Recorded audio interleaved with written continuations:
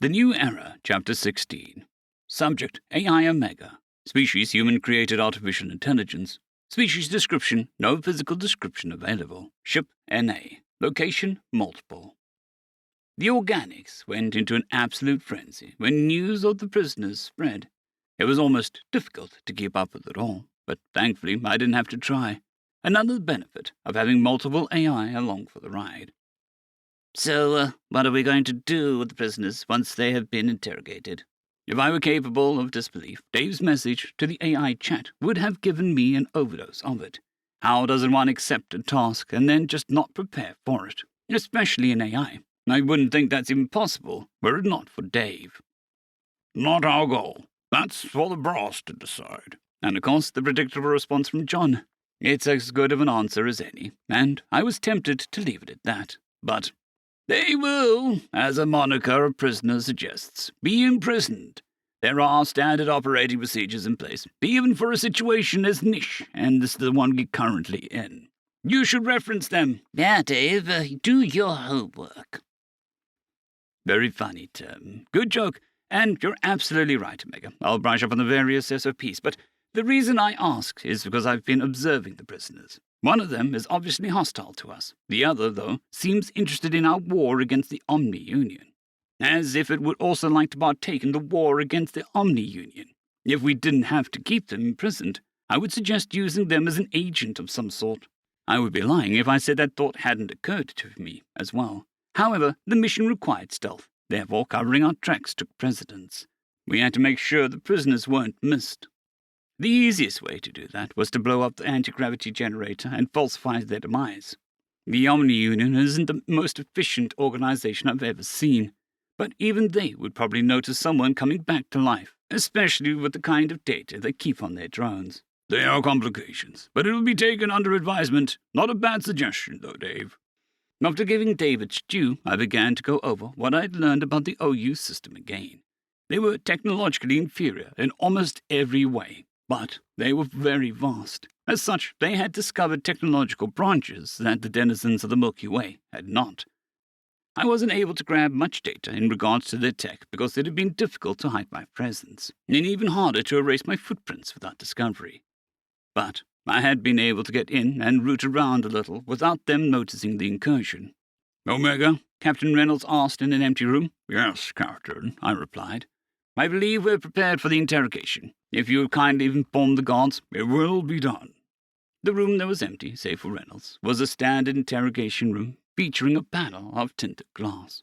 The room adjacent to it, observing its contents through the tinted glass, was filled with various interested parties, mostly the diplomats that had tagged along, but also a few officers who had convinced Reynolds to let them watch.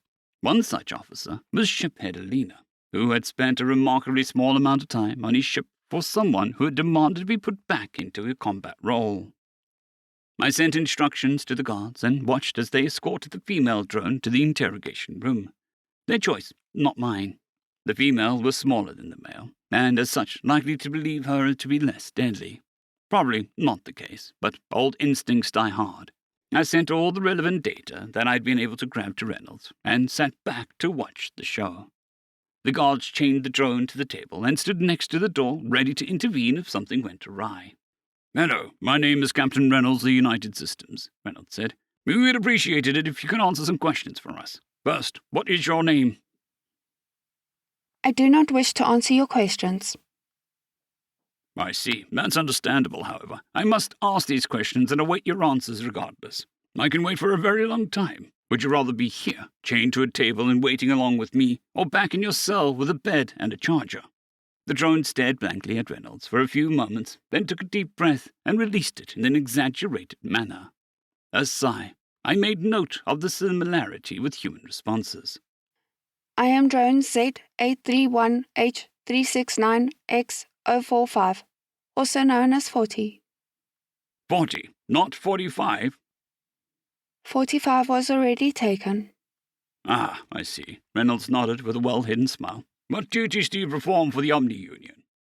I am a drone. I perform maintenance and construction where required aboard the Grand Vessel. Have you ever performed in a combat role for the Omni-Union? No. Would the Omni-Union require you to perform a combat role if they deemed necessary? I don't know. Reynolds raised an eyebrow and thought for a moment, then proceeded with the questionnaire. What is your opinion on the Omni-Union? They gave me life. They feed me and keep me maintained. I owe them everything I have. I see. Would you say that this is a sentiment that is shared by most drones? I don't know. It's complicated.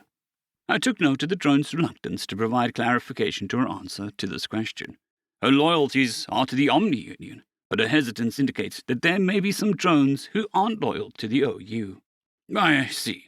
If there were a rebellion and you were asked to fight by both sides, which side would you choose? I would fight the rebels. But that is not my role, and the Omni-Union is more than capable of destroying a rebellion without my help. I see. Okay, that'll be enough for now. We will get you set up with a diet and entertainment regime, and potentially have more questions later.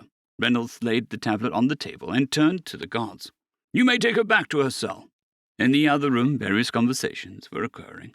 The general consensus was that the drone had been unbrainwashed and would require deprogramming before we could get any useful intelligence out of her. Were I a part of these conversations, I would argue that she gave us plenty. Her hesitancy during the second-last question spoke volumes about the state of things amongst the drones. Well, whatever brainwashing methods the OU employs worked on her, it is likely that these methods haven't worked universally. I did not find much in the way of propaganda aboard the GV, so her certainty regarding the fate of the rebellion indicates that at least one has already happened. Which means that it can happen again. All right, I'm ready for the next one, Reynolds said. Understood, I replied. Once again, I sent instructions to the guards and watched them carry out the task. The drones passed each other in the hall, but didn't interact save for sharing a glance. This struck me as odd. I had given an instruction to allow them to speak if they desired. Not much more intelligence gathered. Perhaps they aren't as close as I'd initially believed. I would have thought that they had a relationship, given their near-death situation and how they handled it. Or perhaps Dave wasn't the only one to notice where the male drone's sympathies lie.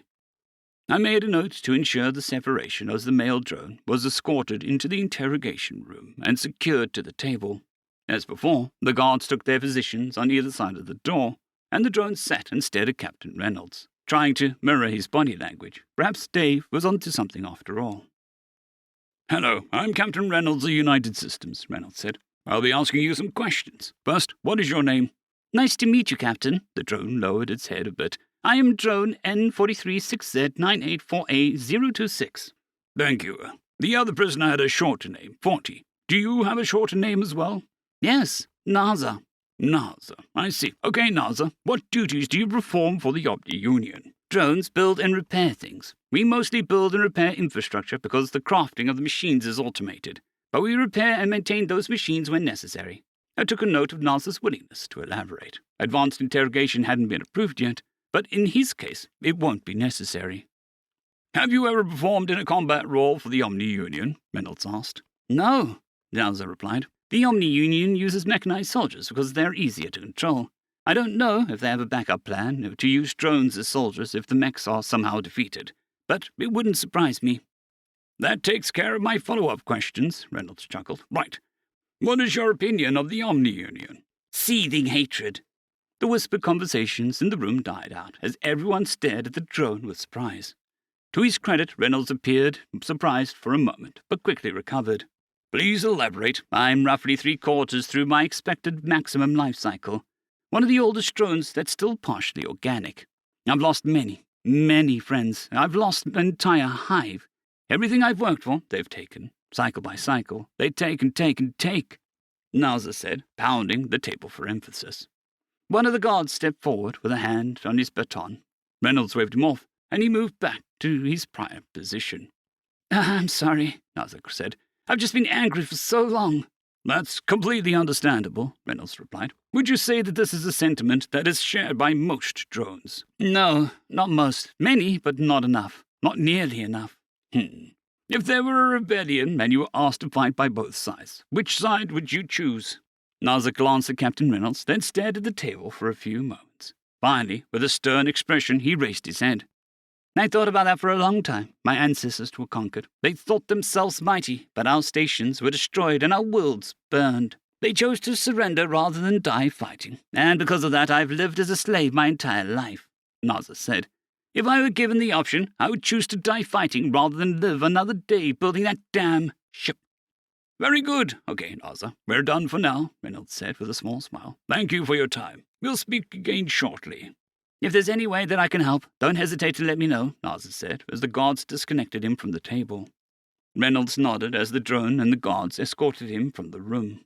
The conversation in an adjoining room restarted with a more excited tone. I submitted the recording of the interview, the transcript, and my notations to command back in the Milky Way. "What do you think, Omega?" Reynolds quietly asked. "I will have to consult with our superiors before I share my thoughts, Captain." "Ah, yes, of course." I returned to my task aboard the ship, snooping on various points of interest. The blood tests were complete, and Dr. Ziegler was trying to explain to the nurses the significance of his findings as he typed away at his computer. I immediately rejected the biopsy request that he was sending and checked to see what the doctor discovered. The drone showed signs of eugenics, but wasn't outside of our expectations. Slavers have always tried to make their slaves bigger and stronger through sloppily crafted breeding programs. This wasn't what had Dr. Ziegler excited. His big discovery was evidence of genetic tampering. Humanity is no stranger to genetic tampering. The genetically altered, or genalts, were evidence of that. But this was entirely different. Humans are turned into gene-alts by changing the DNA that they already have, turning on desirable genes and turning off undesirable ones. The drones, though, had undergone gene splicing. Foreign DNA had been forcefully introduced to their genetics. Unlike genalts, whose children won't inherit their alterations, whatever species the drones originated from were forever changed.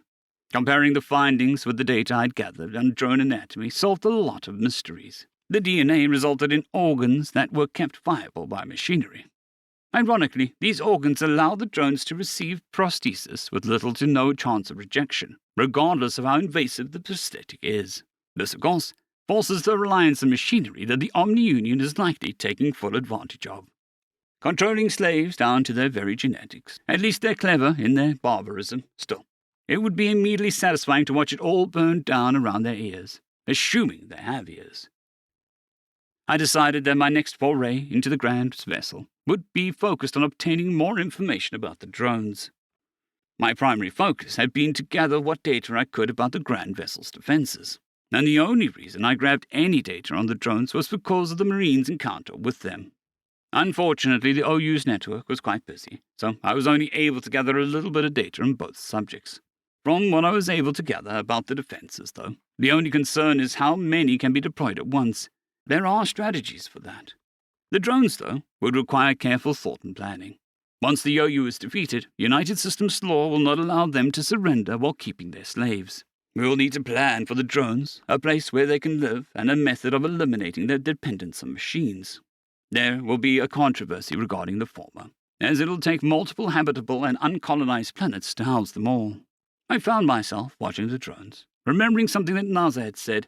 It's been a long time since a species qualified for enslavement, though. I wondered if humanity would qualify. As a species, their strength and endurance ratio is quite high. They're also intelligent and cunning. But the same could be said for most species. Some are violent, some are docile. Definitely a wide list of pros and cons. A transmission from the Milky Way interrupted my musings. I expected documents, audio, and media. What I received instead was an update memory file from an instance that was left behind, likely containing the various reactions from data I'd sent. With a measure of amusement, I synced the memories. End of chapter.